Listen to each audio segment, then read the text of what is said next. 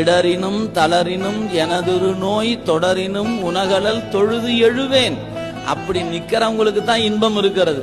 இடறினாலும் தளறினாலும் உன்னை கும்பிட மாட்டேயா அப்படி நிக்கிறவனுக்கு இன்பம் இல்லை.